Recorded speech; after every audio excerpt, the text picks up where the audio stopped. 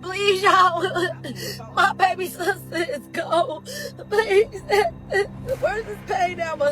I just want y'all to understand. If y'all never understand in y'all life, I didn't know I had to do. Anybody lost a sibling, y'all, I don't know. I didn't know this hurt like this. Jealousy is a motherfucker. A nigga ain't shit. But when a nigga think they can do you like that, you did wrong and you wanted to hurt somebody that you hurt. Nobody did anything, so you hurt my sister and that girl. Please, she is gone. Yes, she's gone, y'all. She's gone. She's gone.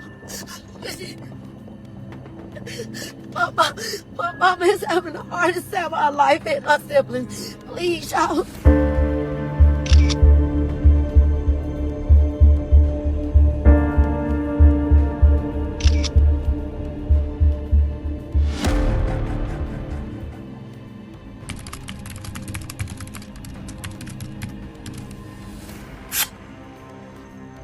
September 8th, 2025, Chicago's South Loop.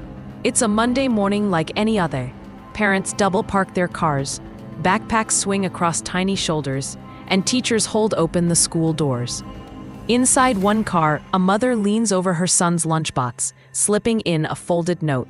The words are simple, encouraging. A reminder that no matter how the world treats him, his mother will always believe he is smart, funny, and loved. But that note would never be read.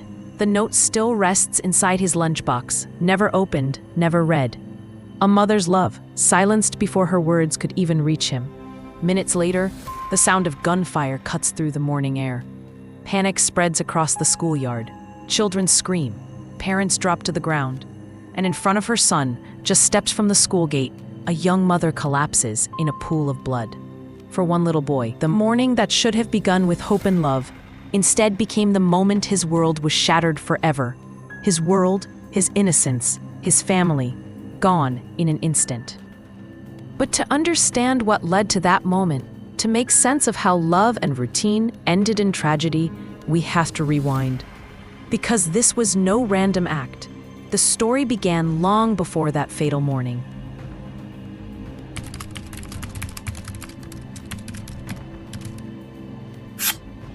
Her name was Romeca Meeks, 31 years old, a daughter, a sister, a friend, but above all else, a mother.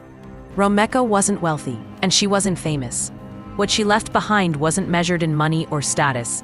It was in the everyday acts of love. Friends say she was the type of mom who showed up early, stayed late, and always made sure her son knew he was the center of her world. The handwritten note she left that morning wasn't unusual. It was who she was. Constant reminders of love in a world that doesn't always give them. But behind her laughter and her devotion, there was something else. Tension, fear.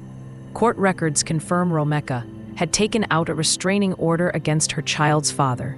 She tried to protect herself, tried to protect her son, and put legal distance between them. Still, it wasn't enough. For all her effort to create a safe, stable home, she couldn't outrun the chaos waiting for her outside those school gates. At the center of it all was one man.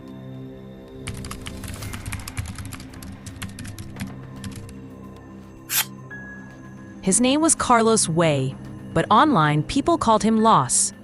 To some, he was charming, to others, reckless. But to the two women at the heart of this story, he was the center of a storm. Carlos had two women tied to his name.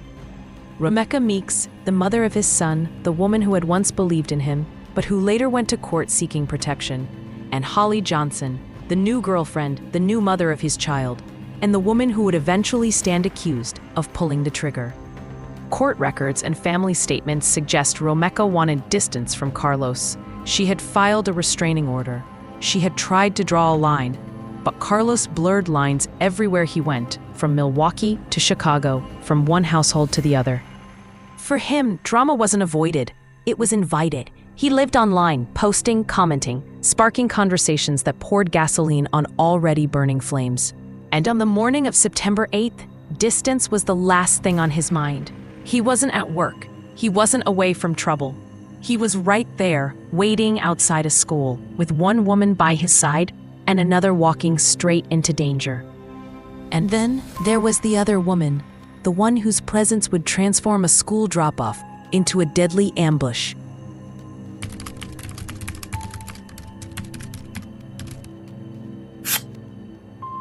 Her name was Holly Johnson.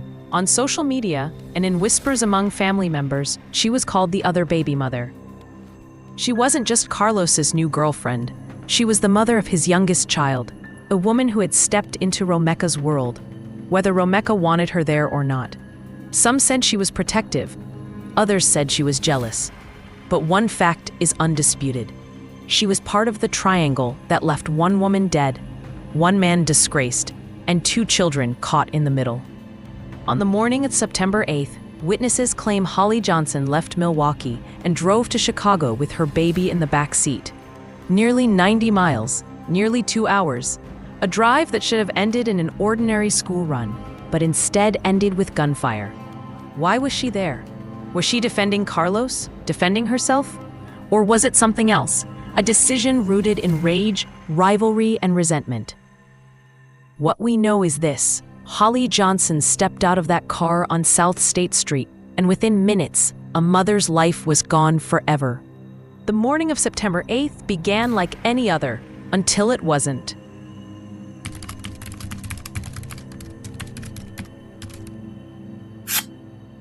September 8th, 2025. Just before 9 a.m., parents were lining up outside South State Street Elementary, a routine Monday morning. Romeca Meeks pulled up to the curb. Her son sat in the back seat, his lunchbox resting beside him. For him, it was just another school day. For her, it would be her last. Witnesses say Carlos Way appeared almost instantly, stepping into her path.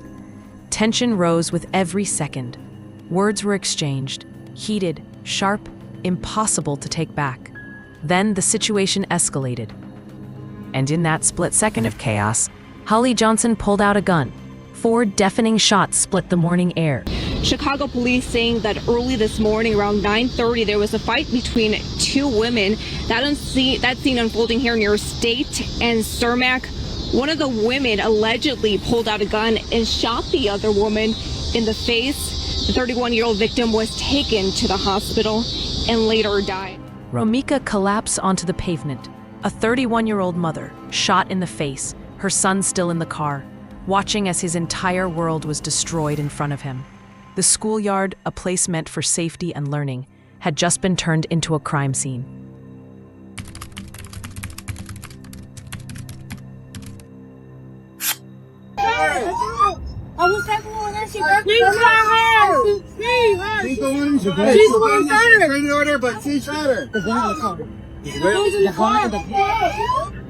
Oh my God!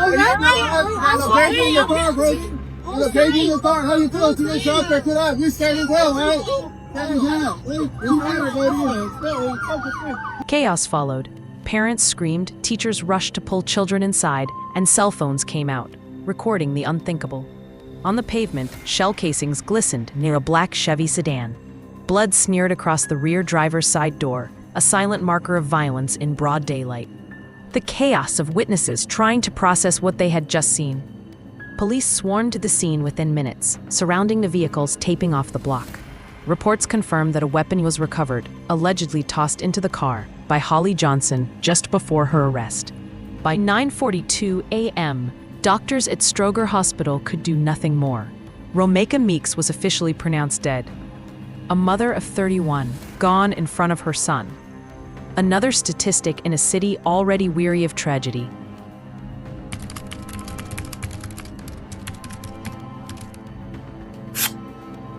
In the hours after Romeca's death, the internet lit up. Carlos posted just 6 words: "Worst day of my life." But instead of sympathy, the reaction was swift and brutal. Commenters accused him of showing no real emotion, no tears, no remorse. Some called his post a performance. Others said it was nothing more than damage control. As the thread exploded, rumors spread like wildfire. Did Holly Johnson have her own restraining order against Romeca? Was this a case of self-defense? Or an ambush born of jealousy? And why, people asked, was Carlos even at the school in the first place? if a restraining order had already been issued against him? Speculation only grew as conflicting claims appeared. Supporters of Holly insisted she was protecting herself. Family members of Romeca insisted this was murder, cold-blooded and calculated. In a city already scarred by violence, the internet turned into a courtroom of its own. And while arguments flew across timelines, one fact got lost in the noise. A child had just watched his mother's life end. Yet behind all the noise, one truth remains: children always carry the heaviest weight.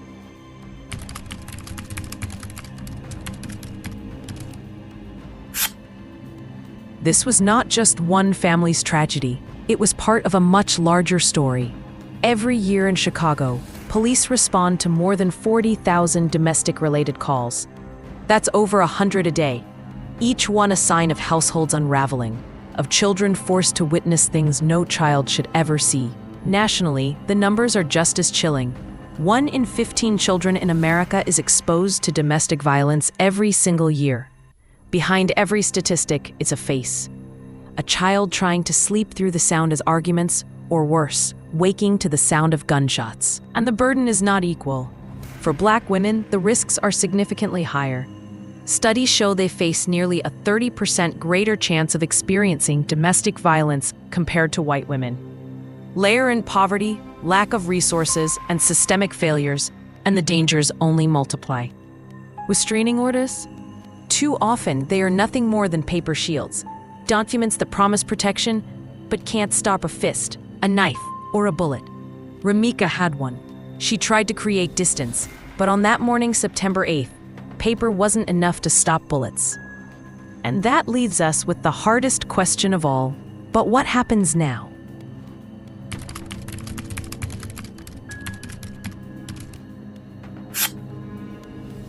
Romeca Meeks should still be here. She should still be writing notes for her son's lunchbox, laughing at his jokes, watching him grow. Instead, her life was cut short, not by a stranger, not by a random act of violence, but by people she once trusted. This case is more than a headline, it's a mirror. It forces us to confront what happens when jealousy, pride, and broken homes collide. It forces us to admit that restraining orders without action are too often just paper shields. And it reminds us of the silent victims, the children, who carry the scars of violence long after the gunfire fades. The lesson here is simple, but it's not easy. Walking away takes strength. Swallowing pride takes courage. But sometimes the most powerful choice is not the fight. It's the decision to step back, to protect yourself and to protect your children from being caught in the crossfire. Romeca's story is a warning, a reminder, and hopefully a call for change. Because here, we don't just tell stories, we make sure they're felt. Until next time, stay safe, stay aware, and remember, walking away can save a life. Thank you, and God bless you.